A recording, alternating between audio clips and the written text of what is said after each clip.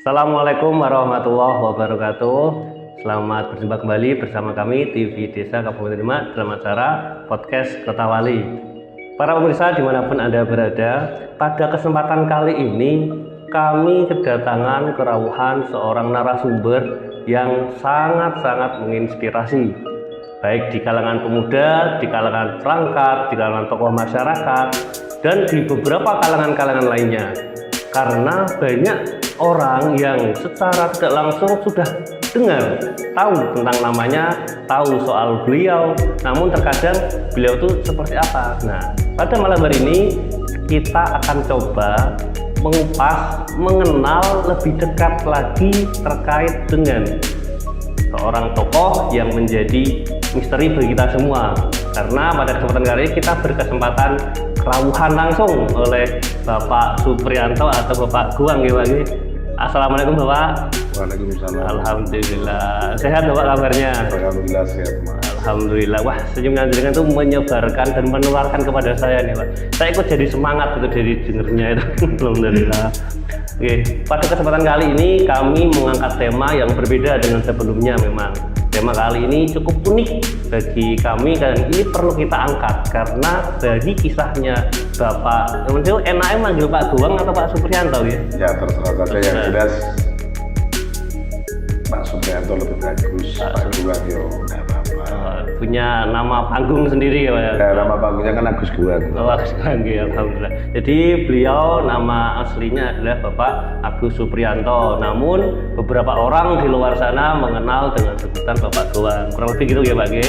Nah, jadi tema yang kita angkat pada malam hari ini adalah preman pensiun. Nah, dari tema yang kita angkat itu sudah menumbuhkan rasa penasaran ya Pak ya.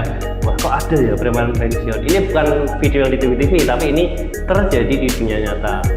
Tokoh itu adalah yang sudah hadir di tengah-tengah kita pada malam hari ini. Nah, nanti seperti apa? Jangan lupa tetap pantau, tetap lihat kami secara kurang lebih nanti ya 30-60 menit ke depan lah. Kita akan mencoba mengenal Pak Supriyanto secara lebih dekat. Nuwun jauh ya Pak, saya ingin. Nah, ini kita kemarin juga sempat dapat bocoran nih Pak dari beberapa sumber. Bapak selain nuwun sewu jika berprofesi sebagai kepala desa Surodadi, Bapak juga sebagai pengurus asosiasi, pengurus Paguyuban Lurah Kabupaten Demak. Yang kedua, Ketua Paguyuban Lurah Kecamatan Sayung, gitu Pak.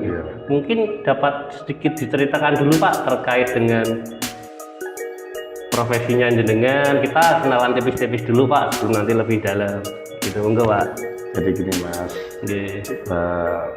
Tanggal 2 November tahun 2022 itu dilantik di Pendopo, resmi terpilih menjadi kepala desa Surodadi Sayung Kabupaten Demak. Sekitar setengah bulanan 2 minggu setelah terpilihnya itu kita kumpul di kecamatan untuk pembentukan Ketua Paguyuban di tingkat kecamatan. Ketua Paguyuban Lurah ya Pak? Iya, itu berarti kepala desa.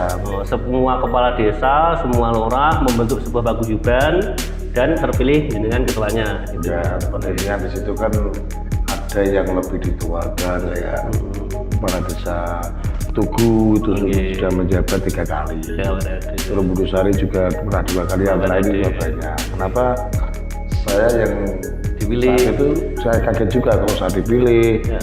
Dipilih saya bilang ngomong sama rekannya kan, tuh pantas gak saya terpilih jadi ketua paguyuban, bahasanya golek lurah, golek ketua paguyuban iki sing kendel, sing iso natai nak lurah ono apa-apa seperti itu. Lah saya tersenyum kok bisa gitu, bahasanya dua jadian preman kok bahasa gitu.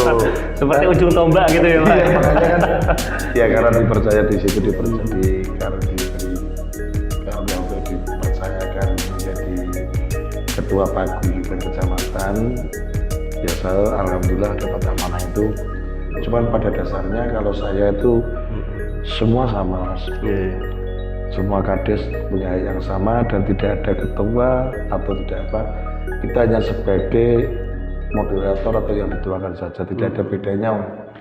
kita juga selaku ketua paguyuban juga artinya tidak ada kontribusi untuk semuanya sama. Dan setelah kita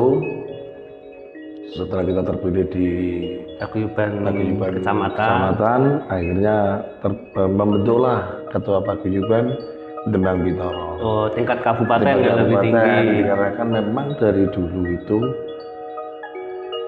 sebuah kepala desa itu semuanya di satu kabupaten pasti ada pengurus dan paguyuban. Jadi biar terorganisir gitu ya Pak. Organisir, akhirnya di situ kami juga karena mewakili dari ketua paguyuban kecamatan Sayong. Di situ 14 kecamatan yang hadir 13, saya terpilih menjadi wakil ketua paguyuban Demang Bintoro. Wih, Masya Allah kalau itu Pak, itu perlu applause sekali ini untuk panjenengan semua. Jadi saya tuh sebenarnya gini, pantaskah saya tuh menjadi pemimpin seperti itu? Tapi saya percaya kalau ini memang amanah dan itu memang sudah ada garisnya. Kalau saya harus memilih, harus menjalankan apa yang menjadi pilihan rekan-rekan semua kepala desa yang diwakili beberapa kecamatan untuk menjadi wakil ketua Demang Bintoro, dan ketuanya itu Mas Agus Bakarejo. Kalau biasanya kalau nama kerennya kan Agus Kemi, ya, terus saya Agus Gua gitu. Dua-duanya satu paket ya Pak. Paket gitu. Nah, itu berarti terkait dengan beberapa lembaga atau asosiasi yang Bapak saat ini ikuti ya Pak ya. Terus masih ada lagi tidak Pak kira-kira selain itu, mungkin Bapak punya kesibukan lain yang organisasinya? Jadi abdesi Mas. Abdesi ya? Jadi abdesi, memang kami juga. Itu berarti yang asosiasi perangkat desa seluruh Indonesia itu ya Pak? Iya, saya juga sudah ketemu dengan Ketua Umum Abdesi Indonesia Pak Surtawijaya dan Ketua Jawa Tengah, dan insya Allah kita juga mau dipasrai mengurus organisasi yang ada di Jawa Tengah itu tadi. Di Kabupaten Demak, khususnya di Jawa Tengah. Pada intinya paguyuban ini tidak ada maksud lain. Intinya organisasi ini hanya untuk wadah untuk merukunkan, guyup rukun semua kepala desa yang ada di wilayah Kabupaten Demak dan Provinsi Jawa Tengah. Berarti tidak hanya kecamatan, kabupaten, tapi juga sudah ada agenda yang ke tingkat provinsi gitu Pak. Iya ini Pak. Itu Pak, ini kan berdasarkan informasi juga yang kita terima. Nuwun sewu Pak, panjenengan sebelumnya pernah punya peran sebagai preman ya Pak gitu? Kalau kita bicara preman, Pak, preman itu apa sih Pak? Kalau preman itu bahasa kerennya kan preman itu kan kita di luar kedinasan. Oh iya. Orang kalau tidak pakai pakaian dinas, tidak pakai pakaian apa itu kan preman. Ya, betul Mas. Betul. Sebelum saya menjadi kepala desa, ya saya preman. Saya tidak punya jabatan kan preman tuh.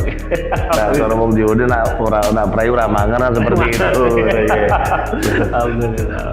Nah, jadi jenengan ya juga senang bercanda kayak gini Pak ya. Jadi ya, saya orangnya humoris Mas.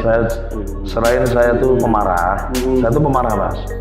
Saya tuh gampang marah, gampang tersenyum, gampang terjadi. Pada intinya saya tuh tidak pernah punya dendam atau habis ketawa kadang marah, habis marah kadang ketawa.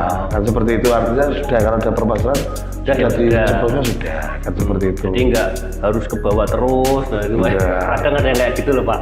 Udah kalau saya Dan lanjut nih Pak, kadang kan dengan ini satu sebagai kepala desa, yang kedua ketua paguyuban kecamatan, yang ketiga sebagai tadi tingkat kabupaten, dan ini rencana ada yang ke tingkat provinsi juga nih. Kira-kira nih Pak, pasti di setiap lembaga atau organisasi tersebut pasti kan suatu saat atau kapan ada nih jadwal yang barengan atau gimana. Kira-kira jenengan cara mengatasinya atau mengatur waktunya gimana Pak? Kan juga kepala desa harus melayani masyarakat ya Pak. Kira-kira gimana Pak cara bagi waktunya? Ya intinya begini Mas, dengan benturan waktu atau kegiatan yang sama, yang lebih saya utamakan adalah yang pertama adalah pelayanan masyarakat. Kalau misalkan kita itu ada rapat memang kadang-kadang sering terlambat mas. Ada rapat kecamatan, sementara kita juga ada rapat di kabupaten, kadang-kadang juga kita ada rapat di desa. Itu kita bagi-bagi tugas juga, kita bagi tugas.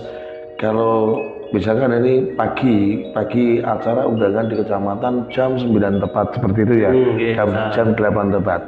Itu pasti saya datangnya molor setengah jam, 1 jam, karena memang di kecamatan, di kabupaten pun tidak mungkin waktu itu pasti barengan. Nah, itu pagi malamnya sudah di grup masyarakat suruh jadi bangkit, dan juga di grup pemerintah desa ada informasikan sehari sebelumnya atau malamnya itu pasti saya udah woro-woro nih, saya besok ada agenda rapat di sini.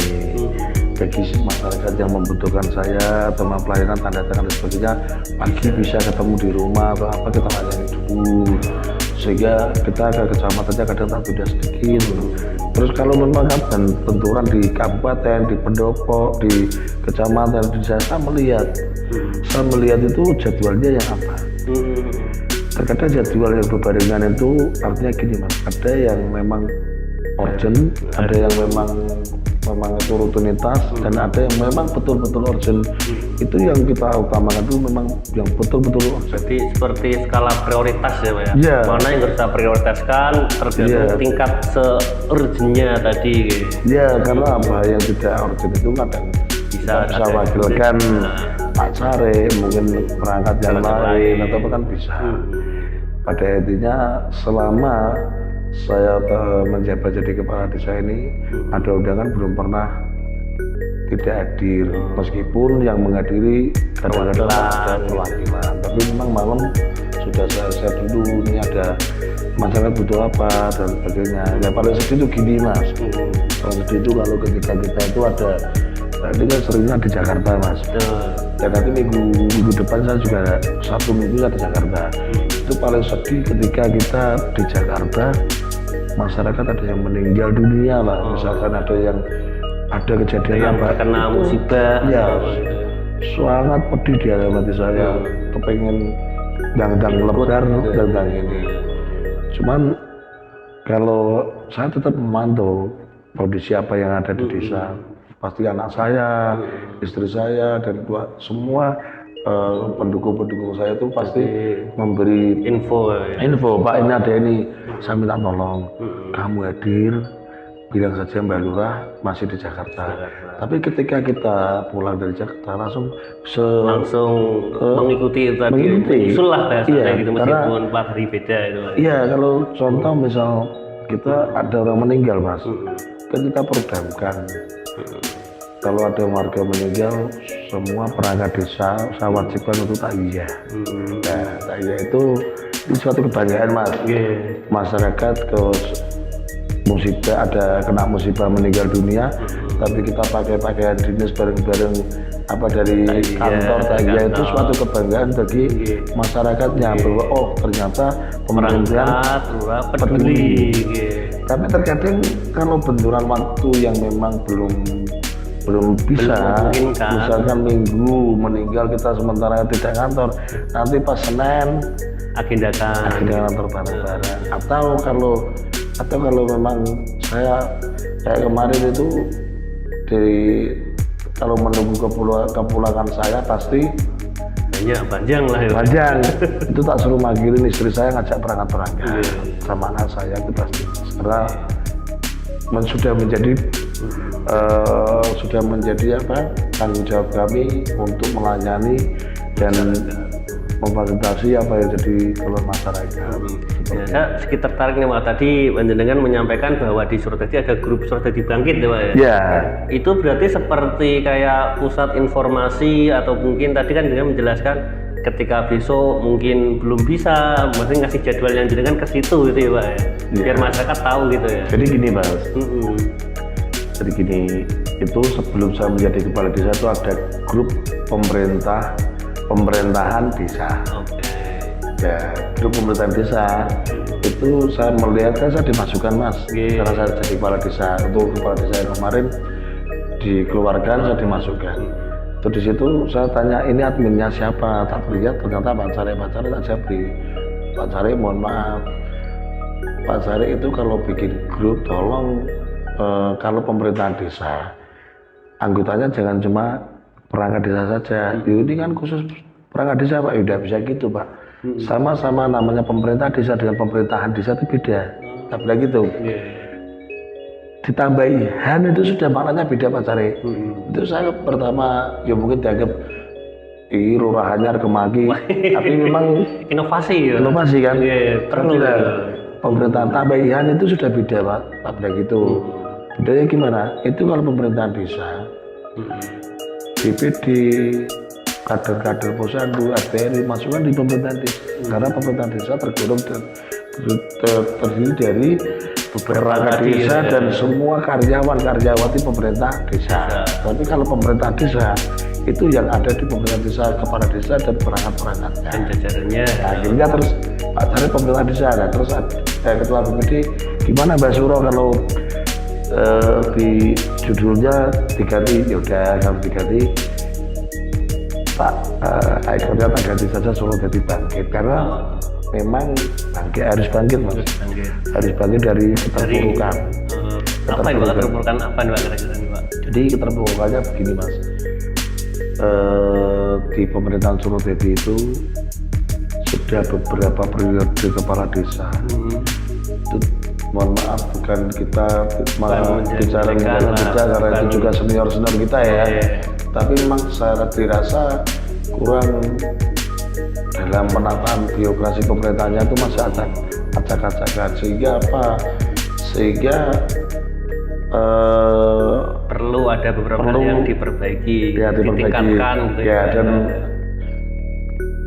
perlu disampaikan juga Mas untuk kepala desa yang lama itu, yang kemarin itu sekarang malah masuk penjara dikarenakan korupsi. Makanya dari itu kita ambil tema Solo Dedi Bangkit. Itu awal mula dari kata bangkit tadi Pak. Iya, dari bangkit, harus bangkit dari keterpurukan karena desa kami memang benar-benar kayak bisa musnah, artinya ada penduduknya tapi tidak ada kehidupan, kan seperti itu. Sunyi tadi Pak. Kira tenggelam air Mas. Termasuk di daerah pesisir Pak Suradadi ya Pak ya. Ya kalau di daerah Suradadi itu pinggir itu paling utara di kecamatan saya, jadi pesisir langsung perbatasan Kalimantan Mas kalau desa saya Mas. Wah langsung nyambung Kalimantan Pak. Iya. Utara. Langsung laut utara karena gambaran laut Mas. Itu berarti wilayahnya luas sekali Pak ya. Luas sekali. Lalu Pak ini kembali terkait dengan tema tadi. Bapak tadi kan selain aktif di desa untuk melayani masyarakat, juga aktif di organisasi-organisasi tadi. Kira-kira nih Pak, apa sih yang membuat Bapak tertarik kok seneng ikut organisasi? Apa yang buat tertarik? Terus kira-kira apakah sejak dulu udah pernah atau mungkin sudah terbiasa di organisasi? Jadi begini Mas, kalau kita bicara organisasi, saya tuh sebelum menjadi kepala desa memang aktif banyak kumpul bareng dengan rekan-rekan yang kelembagaan dan juga kita juga ikut di organisasi. Dan di sini kenapa saya aktif di organisasi di masa kepala desa, tujuan saya adalah desa saya kalau kita kelola sendiri dengan mengandalkan ADD dan BD yang sementara ini dari Kementerian Desa untuk dikucurkan di rekening desa itu percepatan pembangunannya lama Mas. Kurang Pak ya. Lama karena dananya 1 miliar memang kalau kita lihat masa melihat uangnya gede, tapi kalau dipot-potkan untuk kegiatan yang ini tidak Mas. Seperti nggak nampak itu lah. Nggak nampak karena fisiknya juga sedikit, sementara di beberapa lini tuh semuanya udah bobrok, banjir, jalan pada rusak seperti itu. Akhirnya saya harus keluar, mau tidak mau saya tuh harus keluar di kabupaten, provinsi sampai pusat. Kenapa? Karena mengandalkan PAD tidak ada, mengandalkan APBD di kabupaten juga PAD tempat juga terbatas. Makanya kita harus berani mengambil risiko untuk gabung dengan rekan-rekan atau senior-senior yang ada di pusat. Seperti itu yang membuat saya tertarik gabung, tertarik untuk masuk organisasi. Itu berarti seperti kayak jalur Pak, jalan. Jadi kan berarti nyari jalan di luar Pak ya. Jadi tidak hanya mengandalkan dari dana desa atau desa, tapi juga punya inovasi bagaimana nih biar setiap kebutuhan bisa terpenuhi tanpa hanya ada dana desa, berarti balik jalur yang lain gitu ya Pak ya. Iya, karena kami sudah sudah niat saya menjadi kepala desa jangan ada kayak kemarin itu kan banyak swadaya masyarakat, artinya kalau ada mau jalan itu tenggelam, masyarakat itu nyadong wakul terus narik iuran sampai beli padas buat jalan itu kita kan sudah niatin saya jadi kepala desa jangan sampai ada hal-hal kayak gitu lagi. Kita mintakan untuk dinas-dinas terkait baik itu di gubernur maupun di tingkat pusat. Jadi kita tuh intinya berusaha dengan pakai jalur-jalur kami, relasi kami yang banyak ada di kementerian, ada yang di gubernur itu kan banyak. Jadi makanya kita manfaatkan untuk membangun desa kami. Berarti ini Pak ya, ada jalan yang biasanya lebih lebih baik, lebih cerdas daripada non-sew hanya nyadong wakul tadi ya Pak ya. Iya, kita kan kasihan Mas. Coba kita berpikir di daerah pesisir itu cari masyarakat untuk beli beras itu sudah susah. Kok dituntut untuk beli padas. Nah, itu jadi kebutuhan beras dan padas itu bagi masyarakat kami sebelum masih tahun kemarin ya, belum kami menjabat, padas dan beras itu menjadi suatu kebutuhan pokok. Jadi makanya dikit-dikit kalau udah beras ya padas, kalau udah beras padas. Jadi bagi orang-orang di luar sana yang mungkin kebutuhannya beras, malah di desa jenengan ini padas juga pokok ya. Ya, selain beras, padas itu juga pokok karena kaitannya dengan peninggian jalan, peninggian rumah. Jadi mikirnya tuh gini Mas, kalau punya uang tuh nanti bayaran pakai dulu padas itu sehari minggu rumah. Belum sampai rumah itu belum sampai selesai nanti tamu udah diundang tuh rob itu langsung lagi ditinggal lagi. Jadi kebutuhan padas dan beras di wilayah kami sebagai pokok utama. Karena kaitannya juga kita kalau sama-sama melihat fenomena di pesisir Sayong itu sudah menjadi hal yang setiap hari dirasakan ya Pak ya. Banjir datang, rob datang, mau nggak mau juga kita harus meninggikan, dan itu juga bagi warga harus berpikir ekstra ya Pak ya. Iya. Hanya untuk makan tapi juga untuk papan tempat tinggal itu Pak. Iya. Jadi untuk keadaan saat ini nih Pak, berarti dari organisasi tadi Bapak sudah mulai membuka jalan Pak ya. Dan intinya baru merintis Mas, baru mereka setapak demi setapak. Bahasa kita tuh setapak demi setapak menuju puncak. Amin. Terus kita doakan bersama lah terkait dengan rencana Bapak Supriyanto ini yang untuk kebutuhan masyarakat, memenuhi kebutuhan pokoknya, tidak hanya bahan pokok yang makanan tapi juga papan ini kita doakan semua diberikan kelancaran ya Pak ya. Amin. Dan ini juga dapat memberikan hal-hal yang benar-benar bermanfaat dan dibutuhkan untuk masyarakat ya. Nah, baiklah pemirsa, tidak usah kemana-mana, tetap pada tayangan ini karena kita akan kembali lagi mengenai topik inti pada malam hari ini. Jadi jangan kemana, tetap stay tune pada channel kami setelah melalui pesan-pesan yang berikut ini. Terima kasih.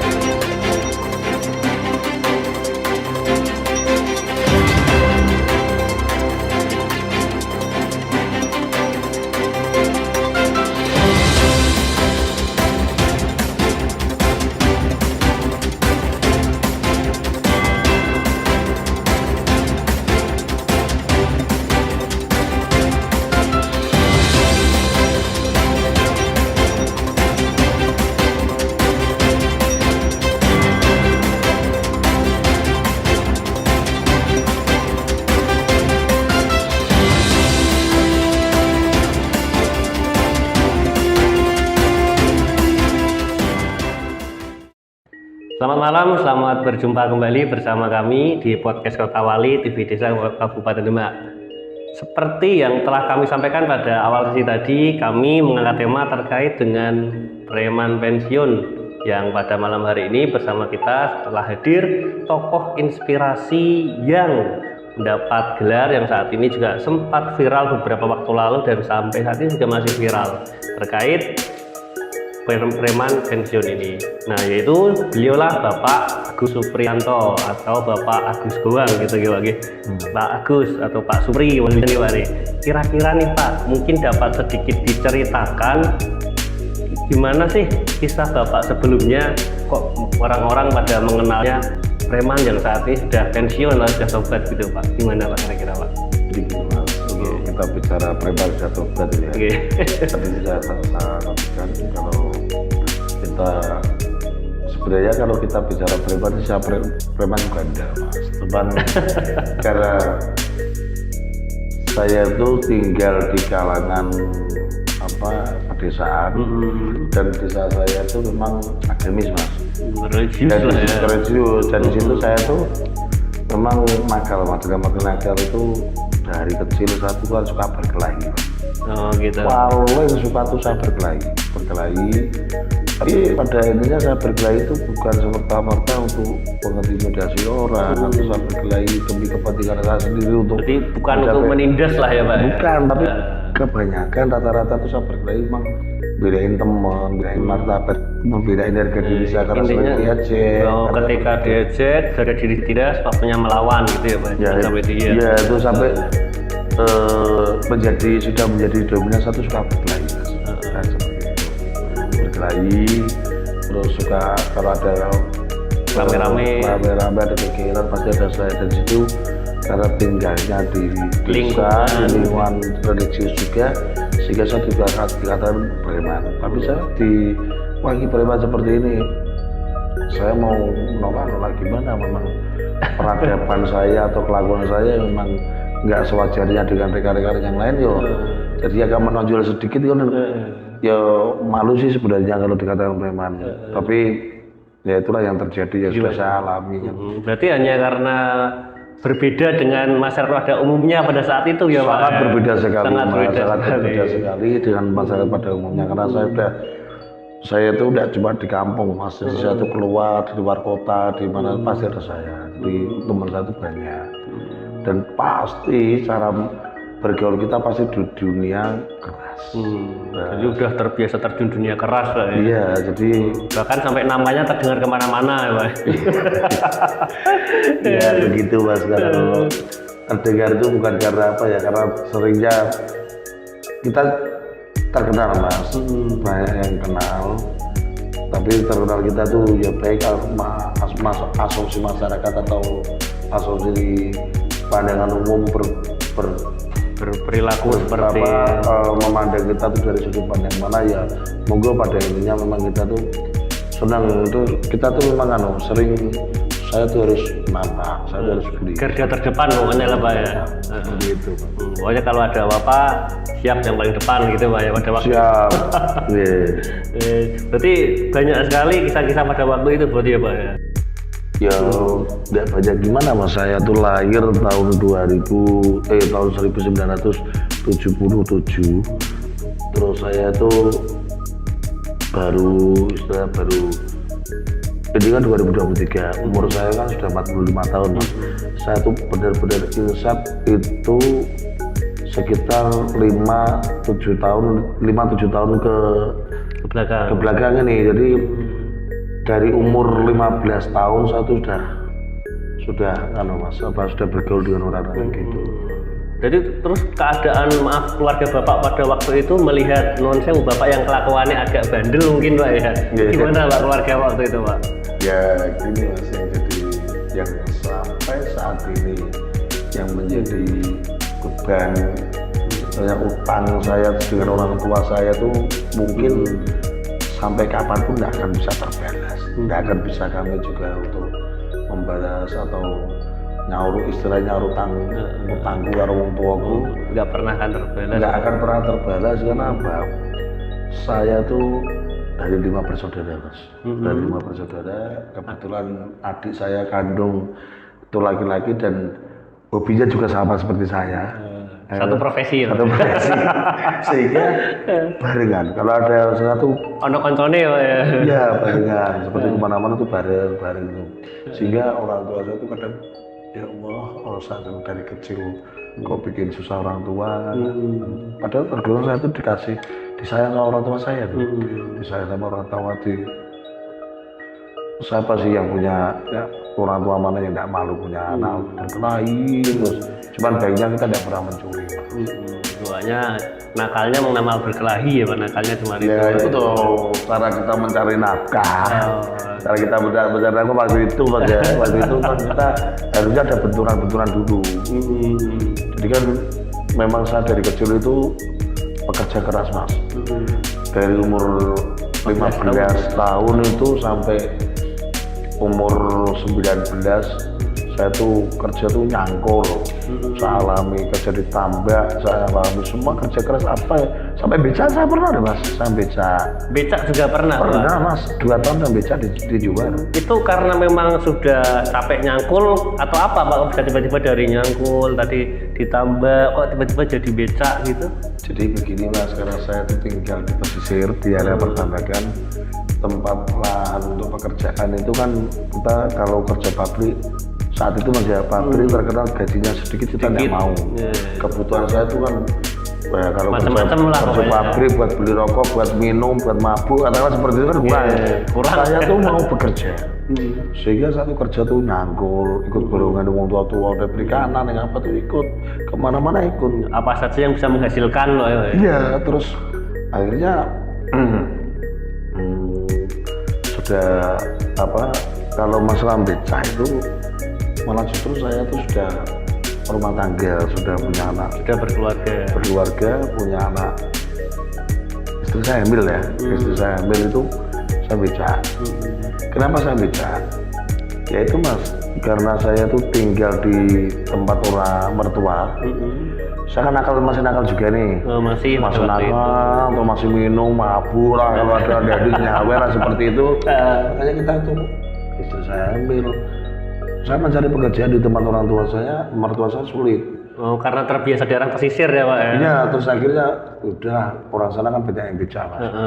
Orang sana banyak yang beca, terus apa? Jadi mencoba beralih profesi beca gitu ya, karena memang menyesuaikan kondisi di sana saat itu. Mau nggak mau yang aslinya biasanya di pesisir, sekarang beralih ke daratan jadi beca gitu ya Pak ya?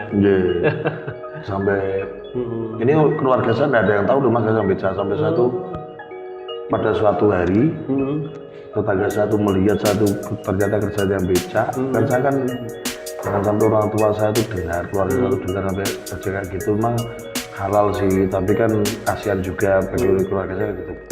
Sampai saya ditanya sama ibu, ini kerja beca kan? Ibu yang menanyakan waktu itu. Terus saya nangis berkaca-kaca sampai segitunya di perjuangannya kan memang saya tuh memang benar-benar biar tidak dianggap saya tuh preman, harus beca mas. Pernah mas. Berarti waktu itu juga upaya untuk membaik gitu. Kira-kira Pak, sebelum ke situ nih, apa sih yang membuat Bapak kok bisa punya kisah kilas balik dari yang sebelumnya agak nakal ini menuju perubahan ke arah yang lebih baik? Kira apa Pak yang membuat Bapak beralih? Jadi gini mas, jadi gini, itu tadi kita bicara, jadi prosesnya itu tidak langsung berubah gitu. Ada beberapa, jadi istilah gini, kita mencoba untuk baik kerja beca, ternyata aku kerja beca terkosong dan sebagainya. Terus saya setelah itu ganti profesi lagi, nakal lagi. Terus sampai anak saya udah sekolah udah gede-gede masih nakal. Masih nakal. Artinya nakalnya yaitu kerjanya yang istilah kayak apa robbing, kayak apa tuh, kayak kalau yang di kayak junke, kayak penagih utang itu. Saya punya debt collector gitu Pak ya? Ya, saya punya kelompok mas, di depannya punya kelompok. Di situ tadi di kelompok saya itu ada 5 orang. Tapi sudah almarhum, tinggal saya sama adik saya itu.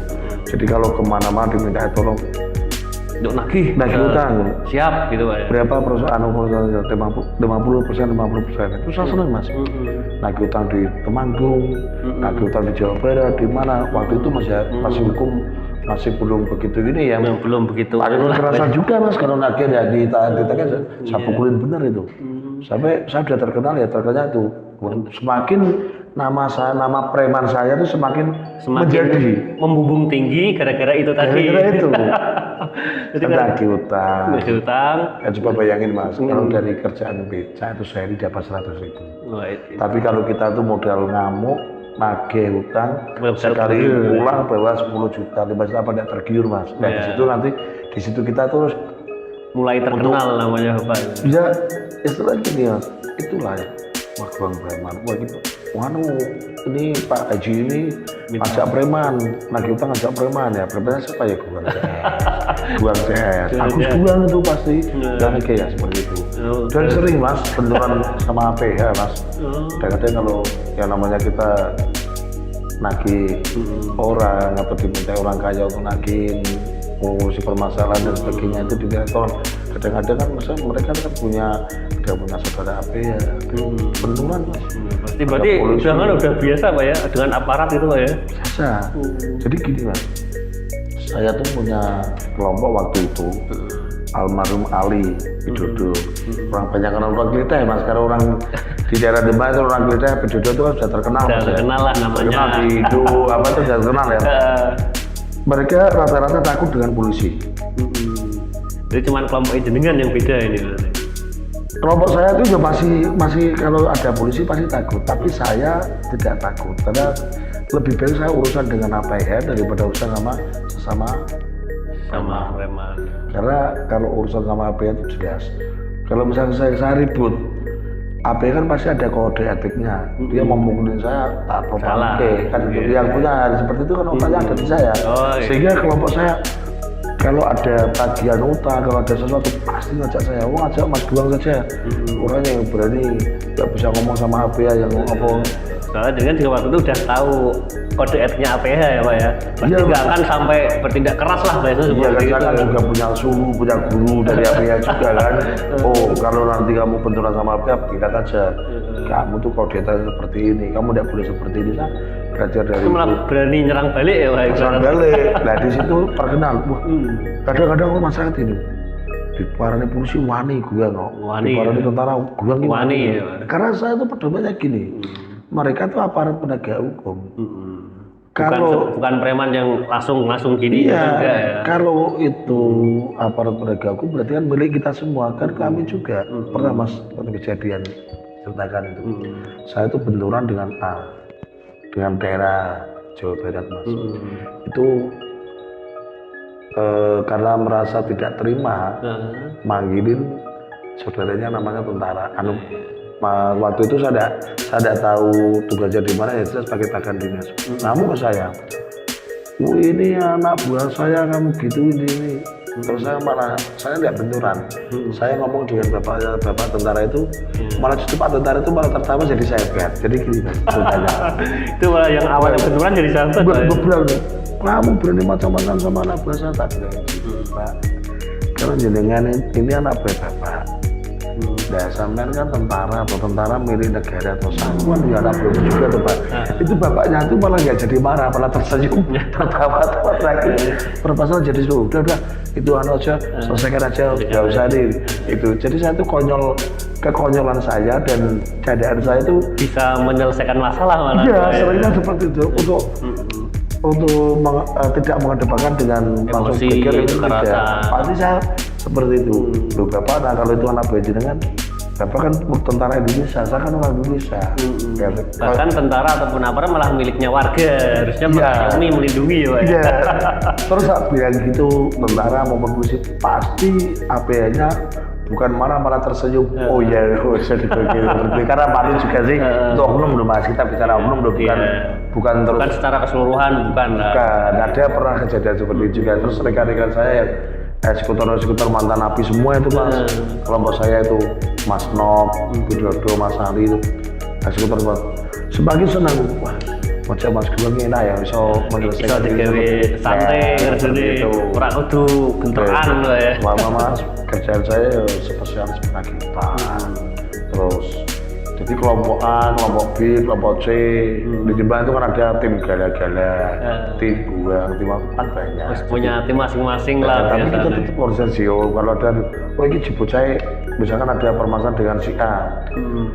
Saya ditanya tolong, Mas aku ditekanin preman kayak ya wis tak paranane. Itu lagi jemput saya itu dibuat akhirnya deme. Terus kita deme yo kita konconan. Nah dari pendapatan itulah untuk menghidupi keluarga saya.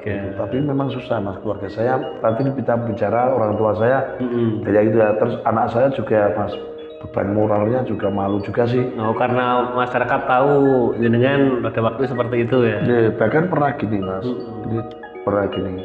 Saya kan punya anak 3. Yang pertama cowok, cewek dan cewek lagi. Ketiga-tiganya ini pulang sekolah pasti nangis. Ketiga-tiganya pernah, karena ini kan beda umurnya kan jenjangnya kan beda, ada selisih 5 tahun, terus 5 tahun. Oh, agak jauh selisihnya Pak. Itu waktu pulang sekolah SD pasti nangis, pernah nangis semua. Kenapa itu Pak? Gini, ya ada, kalau yang pertama dulu nggak panggil ayah, Pak, nggak tudang gua kok gelem Pak, gua nggak tudang sekolah kok gelem seperti itu. Kenapa itu? Iya, kan gini, kadang-kadang pada kumpul di ajakin di video itu mana apa dicandain sama teman-teman gua. Guang, bapak mau di guang namanya kecil, kan masih polos ya. Itu sampai nangis Mas, nangis. Ojo gelem tudang guang Pak, ojo gelem tudang guang ya, pokoknya ojo gelem ya. Oh harus seperti itu. Ya, pokoknya anu lah, karena ada ejekan teman-teman ada waktu itu. Ya kan mungkin kena kalau zaman sekarang itu kena apa ya, bukan kena bully gitu. Kena bully ya. Jadi terus akhirnya saya ceritakan, ya gini ceritanya seperti ini. Sebenarnya mereka juga tidak salah kamu seperti itu. Tapi juga bapak kan namanya kan bukan guang, tapi memang dulu bapak kan terkenalnya gigi ayah kan sempat ompong gitu Pak. Ompong, nah itu terkenal tuh. Udah daripada ompong kan guang aja, soalnya kan gumbal juga tak kasih pemahaman seperti itu.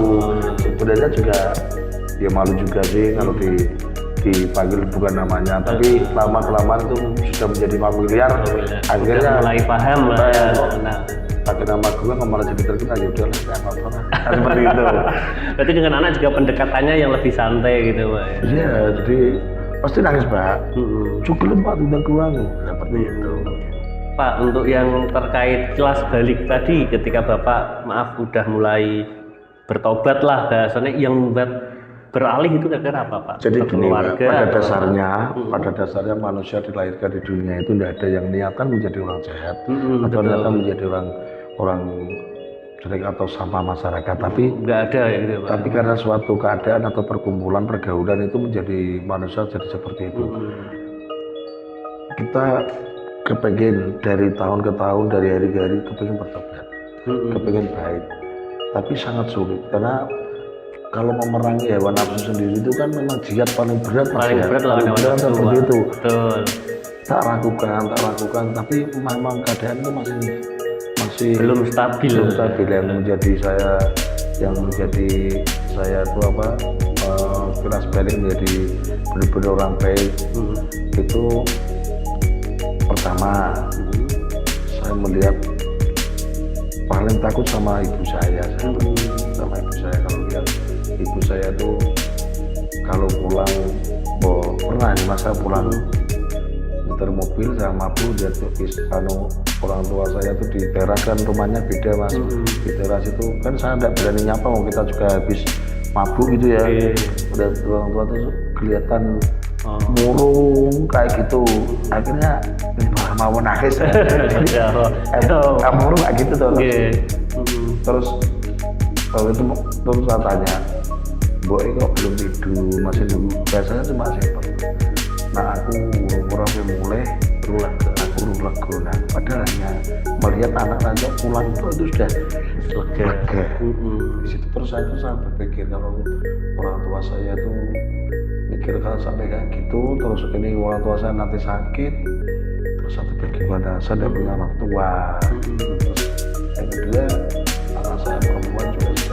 besar kayak ini, saya enggak sering dimana diajakin nanti saya menakal, terus saya pacaran sama orang, nanti saya besok kalau saya dipacarin orang, diselingkuhin orang gimana, kayak gitu mas ya. Anak yang nganu ya cerita gitu ya. Terus itu 10 tahun yang belakang itu terus berusaha dia, meskipun untuk memahamkan masyarakat itu, di mata masyarakat itu tetangga, bagi yang tidak suka, kita bicara bagi yang tidak suka mas ya, masih terngiang di benaknya kalau saya tuh ahli maksiat, saya tuh preman, saya tuh ini sama ini, di mata mereka seperti itu. Udah bahkan yang jadi saya tuh berusaha harus jadi baik itu tidak pernah dianggap. Jadi kayak seolah-olah sudah gak suka melihat jenengan seperti itu, wes pokoknya siap terus lah, jadi kayak gak ada sedikit pun celah gitu. Meskipun saya berusaha baik, tetap masih tetangga saya mempet juga asumsinya masih seperti itu. Makanya terus aku berpikir ya Allah, ini hanya pandangan manusia. Yang penting saya di hadapanmu sudah menunjukkan itu obat itu tadi. Aku tahu apa yang harus apa yang pernah saya lakukan, yang pernah terjadi itu. Jadi makanya terus saya berusaha baik, baru diakui baik itu dari 3. Ini kalau yang tidak suka kan sampai kapanpun ya terus sampai kapanpun sampai sekarang pun ya seperti itu. Dari masyarakat kamu saya itu hanya 20% itu ya orang itu yang tidak suka sama kamu tiap hari apa istilahnya membicarakan saya, pasti aib saya itu dibicarakan, padahal belum tentu saya melakukan, tapi saya tetap diam. Saya berusaha, nanti kamu akan malu sendiri, kan seperti itu. Difitnah, dia bahasa dia mas, tidak pernah saya angkat tanggapi santai. Enggak langsung dilawan, dibantah itu enggak ya pak ya? Jadi diabaikan aja lah orang-orang yang seperti itu. Karena prinsip saya gini, menurut guru saya Dr. Zainul Arifin SOS MH mantan Kasat Reskrim Tembak kan sekarang sudah pensiun, itu sudah pernah mengajari saya gini, kamu kalau digabung di Bulungan jangan marah, itu kalau kamu marah amatiran, buktikan kalau kamu terbaik, kalau kamu masih dipertimbangkan orang lain berarti kamu hebat. Saya seperti itu, pada dasarnya saya berpikir, oh ternyata dia mungkin Allah itu menguji kebenaran gitu ya. Allah itu memberi jalan, mereka itu menyayangi saya dan menyukai saya dengan cara itu. Dengan cara memberikan perhatian yang agak berbeda mungkin. Ya, terus asumsi saya gini, saya nggak laku asli mau seneng banget. Dan nyatanya cuma merhatikan terus buktinya yang betina dikuja. Prinsip saya seperti itu akhirnya.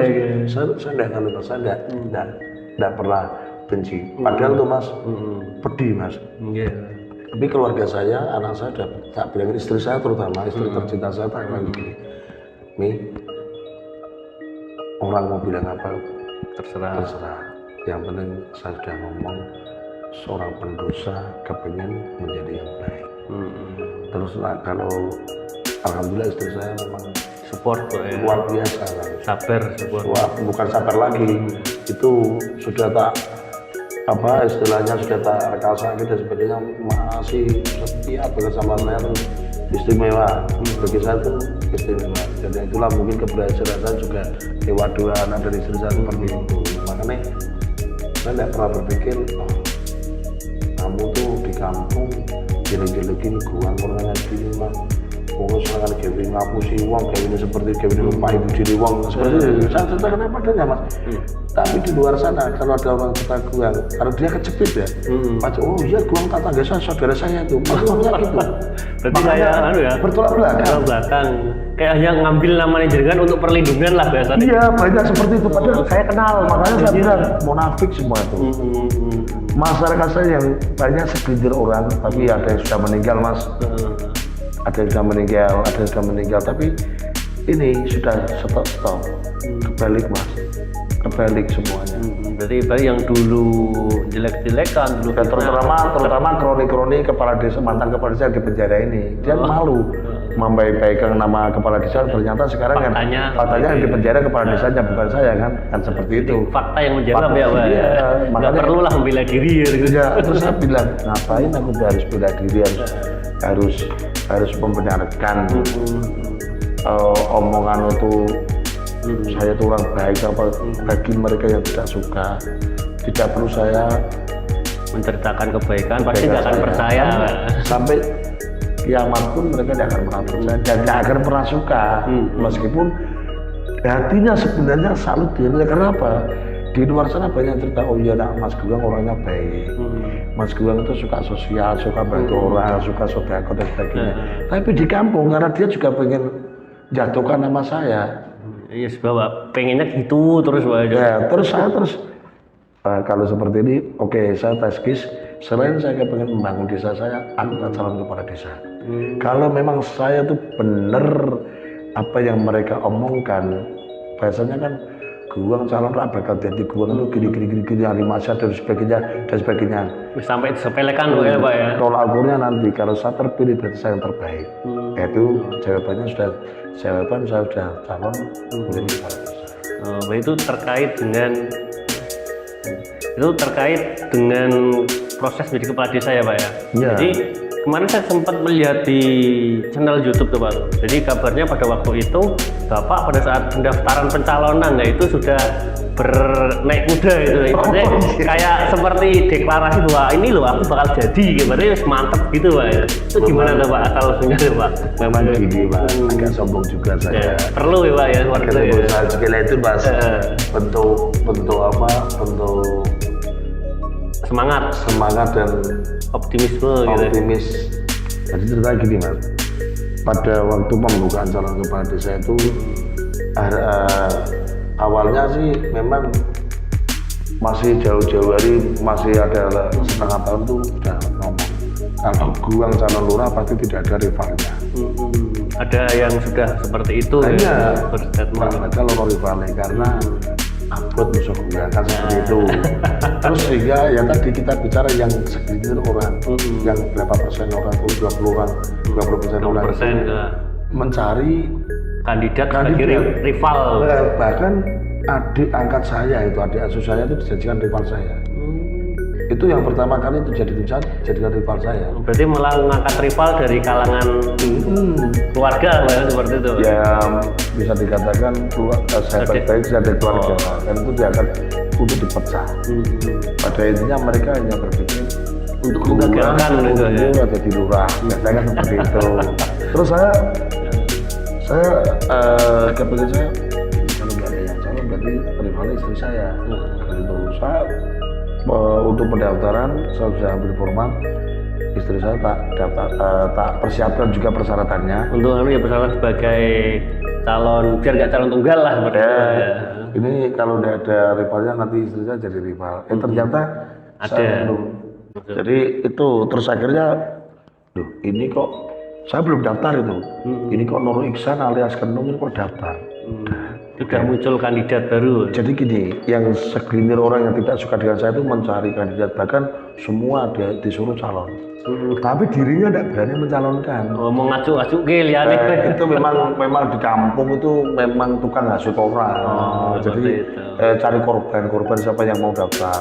Saya dibetulkan dengan itu pisan bapak saya pertama, pisan bapak saya itu mau calon dan sebagainya, dihasut. Saya diam karena niatan saya untuk membangun desa. Saya sudah janji sama keluarga dan sama masyarakat bahwa saya kepingin bangun. Saya tetap calon dengan siapapun kandidatnya, terkecuali kalau adik saya, kandung saya ini kok derek calon, saya pasti mundur kan seperti itu. Kalau orang lain pasti saya maju. Nah, saking optimis saya itu memangnya ada tiga kandidat Mas. Pertama Noreso daftar, terus saya daftar kedua itu terus saya daftar. Persiapan istri saya sudah tak ada lagi, jadi nanti kalau memang ditarik mundur berarti tidak ada, karena istilahnya cuma kepengen ngaco toh itu loh Mas. Untuk memecah belah Saya kan terus Mas, setengah rada emosi, setengah rada kemaki. Terus saya gini, akan pernah buktikan aku tak nampak jalan. Pertama, biar viral. Betul. Viralnya apa? Biar itu dari pandangan, oh desaku tuh tenggelam. Kalau viral biar melihat kondisi desaku yang kayak gimana. Salah satunya yang kedua, memang saya tidak takut. Saya tidak takut mau dihantam siapa saya tidak takut. Oh, udah siap tempur lah Siap, gitu. Ya. apapun resikonya siap. Saya naik kuda. Terus ibu waktu itu saya tidak ngomong sama keluarga. Kalau naik kuda sama tim juga tidak ngomong. Cuma saya bilang gini, besok Pas pendaftaran hari Minggu saya mau daftar. Kalau jadi kan mau mengantar apa tidak? Saya mau ngantar. Oke, kalau mau diantar saya tidak mau orang sedikit. Kalau di sedikit percuma, beri saya daftar sendiri sama anak saya atau sama keluarga tidak apa-apa atau begitu. Orang banyak. Terus saya berpikir, wah, kalau orang banyak diterbangi, itu pakai terbang itu naik kuda, berarti ini nanti viral. Nah itu rame. Sehingga saya naik kuda mas, ibu saya kaget. Nang, bu, orang usah naik jalan, nanti kalau jadi saja nembe naik jalan kan diiringi syukuran ini kan tidak benar. Saking takutnya sama saya sama ibu saya, sampai saya bilang gini, Bu, kalau di Pasundan itu kan diiringi numpak jalan tuh, sampai gitu. Takutnya gitu. Terus akhirnya ya wis gitu Pak ya. Tapi buang sama saya naik kuda, ternyata ramai mas yang Jakarta banyak. Ya rivalnya itu istilah kepancing toh. Sampai kata-katanya sampai gini tuh, saya masih ingat betul timnya yang tim sebelah yang itu yang paling sombong itu kan tim yang perempuan itu, yang tim nomor satu itu. Gua memang orang kaya, turunan lurah, jadi sombong banget, bikin manuver terus lah. Ngomong gini, gua daftar numpak jalan mulai kudungan sarung mesti raja di lurah kan seperti itu risikonya besar loh mas. Kalau saya harga diri kan, kalau sampai saya nggak jadi, hitung turunan mas akan malu. Wong bakal diiling-iling terus lah itu ya. Wong sombong urung jadi numpak jalan. Tapi justru menarik juga dengan saya naik kuda sebagai semangat, terus tim semakin gini. Iki ora sampai radio di bawah di Malaysia kudu jadi bicara itu untuk menyemangati tim menyemangati ini namanya kan politik mas. Jadi saya melihat kalau seperti ini berarti timku semakin solid toh. Terus timku semakin solid dan untuk menyupport ini pasti mereka akan gini, mau sampai radio di kita yang malu ya di situ. Jadi itu malah menimbulkan kerjasama yang lebih ya. Itu sebagai trik kita juga. Itu berarti salah satu trik yang Bapak gunakan untuk mensukseskan pilkades ada itu ya. Salah satunya yang contoh kecilnya itu. Ada trik lain Pak? Bisa sedikit ceritain aja Pak. Banyak mas. Jadi untuk menjadi orang baik dan kepengen mencalonkan diri sebagai warga itu 5 tahun sebelumnya sudah saya tata mas. Pertama, sosial kita di masyarakat, kalau ada orang meninggal pasti ada saya. Berarti sudah ada rencana ya? Itu sudah direncanakan loh ya? 5 tahun sebelum. Karena saya tahu dan saya yakin kepala desa yang menjabat itu pasti tidak amanah. Karena saya tahu rekodnya itu.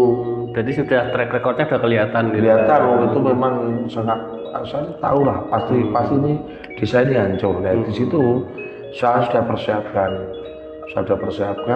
untuk mencalonkan diri sebagai kepala desa dan termasuk langkah-langkahnya udah dipikirkan semua gitu Pak. Termasuk gini mas, teman-teman saya yang ada di DPR, ada di dinas, ada yang apa, setiap saya minta aspirasi itu. Saya sebelumnya kan memang sering biasa duluan lah Pak. Aspirasi sebagai penyambung ya. Iya, di kampung saya satu-satunya yang berani membangun yang ada jaringan aspirasi yang bangun untuk sepatu itu saya. Sebelum calon kepala desa itu saya sering mas melakukan aspirasi kalau dalan niki makom niki, meskipun yang 20% yang 20 orang itu tadi tidak pernah percaya tapi saya tidak pernah surut untuk itu, padahal mereka menikmati. Contohnya gini mas, adalah aspirasi ki apa teh gue sudah kita buktikan, paling tidak lukai saya buktikan. Saya mentok-mentok mereka kalah. Lagi orang diteguhan di pemerintah seperti itu. Akhirnya teman-teman DPR bilang, gue kok jaluk proyek gitu lurahmu atau jadi penting calon lurah terus saya semangat Semakin semangat dan terpanggil loh ya. terus sosial bikin gerakan subuh berjamaah lagi subuh kita tausiah di masjid kasih makan orang di masjid itu sebelum 4 tahun sudah saya jalankan sampai sekarang mas setiap minggu fajar subuh berjamaah saya masih ngasih makan di masjid. Itu sebagai salah satu media Pak ya. Karena pedoman saya adalah guntingan sarung kiai. Itu Masya Allah sekali ini Pak terkait dengan prinsipnya jenengan yang gundelan sarung ya lumayan berkah Pak ya.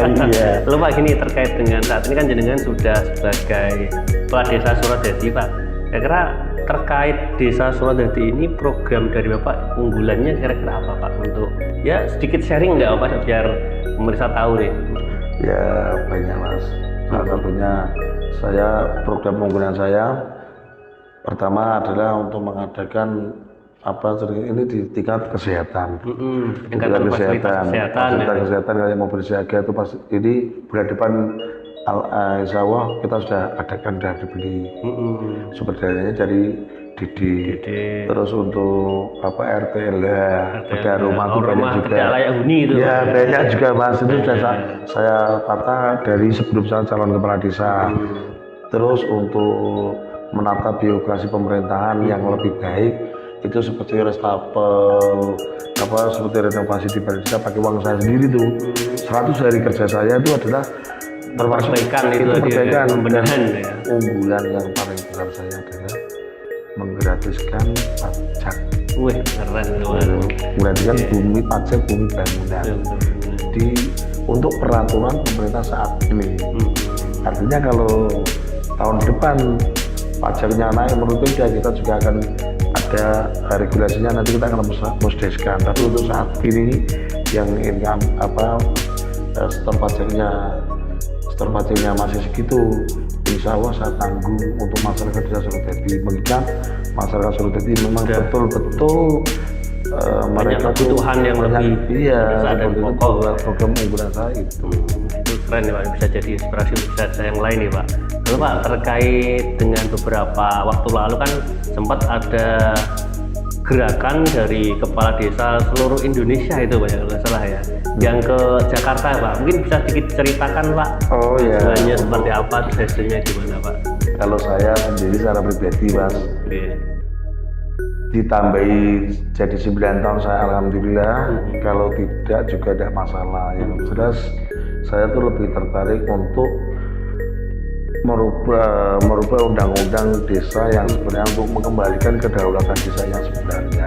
Pada dasarnya kita tuh punya manajemen atau undang-undang atau kebijakan regulasi yang harus kita tata sendiri tanpa ada aturan atau intervensi dari luar dari mungkin dari pemerintah atau apa, karena kebutuhan desa belum tentu sama dengan apa yang menjadi kebutuhan pokok pemerintah kan seperti itu. Dan yang lebih tahu kebutuhan desa ya dari kepala desanya gitu Pak.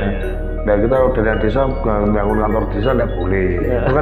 Itu kan sudah bagi kami kurang tepat sasaran juga dan meminta 10% APBN.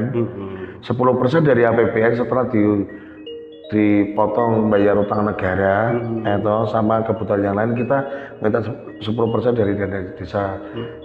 Nah sekarang itu yang sudah terrealisasi dari desa kita tuh hanya tercover 5%. Berarti sangat terbatas ya Pak? Sangat terbatas kebutuhannya, tapi juga kita tidak munafik juga Mas ya. Kalau namanya tambahan jabatan itu tetap kita mau.